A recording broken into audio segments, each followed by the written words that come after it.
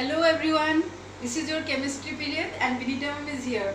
We are studying chapter number 4, that is atomic structure and chemical bonding. Today in this class I am going to tell you how to represent of an atom.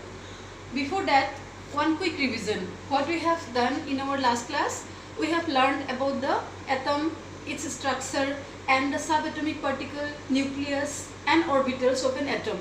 I hope all of you have remembered about the last class. So today I will explain you this topic. To represent an atom, we have to know about the atomic number and mass number. So in this class I will cover this atomic number, mass number and how to represent an atom with the help of atomic number and mass number. First, I'd like to explain you about the atomic number. What is atomic number? Atomic number is the number of protons present in the atom.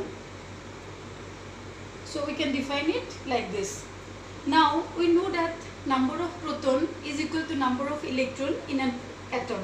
So atomic number is denoted by the letter Z.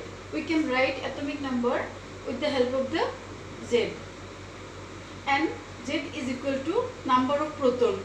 And we know that number of electron is equal to proton in an atom. So we can represent Z by this formula. Z equal to P means number of proton and E means number of electron in an atom. Start.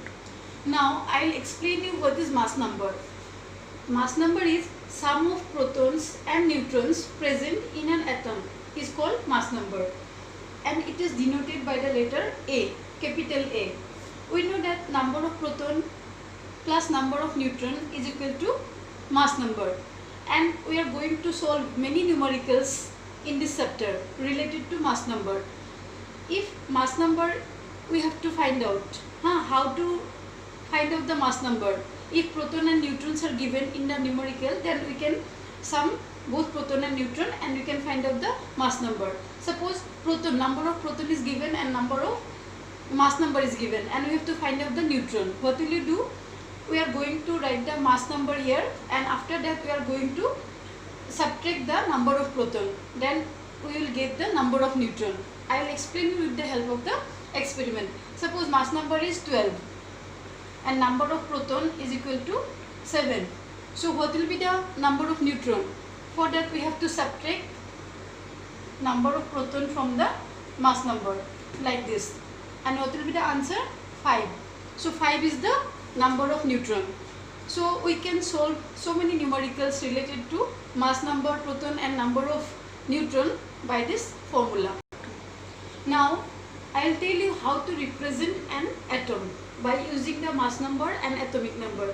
Suppose this is X. X might be any element of the periodic table, chemical formula of an element.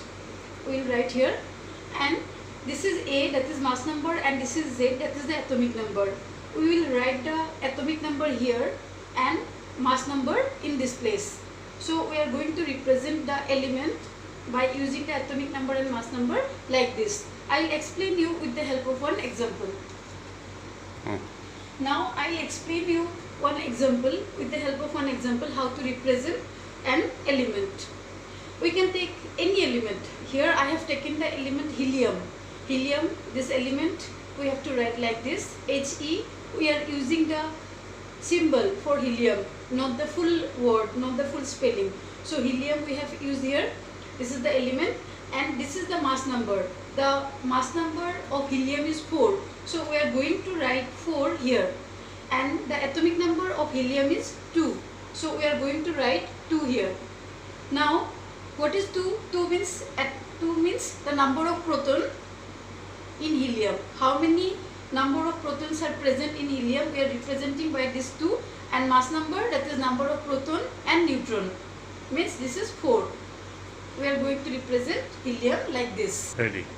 So class, today we have learned how to represent an atom with the help of mass number and atomic number, and we have learned the definition of also about the protons, electrons and neutrons, and the atomic number and mass number. So I hope all of you have learned the topic today, and if you have any confusion, please ask me. Thank you.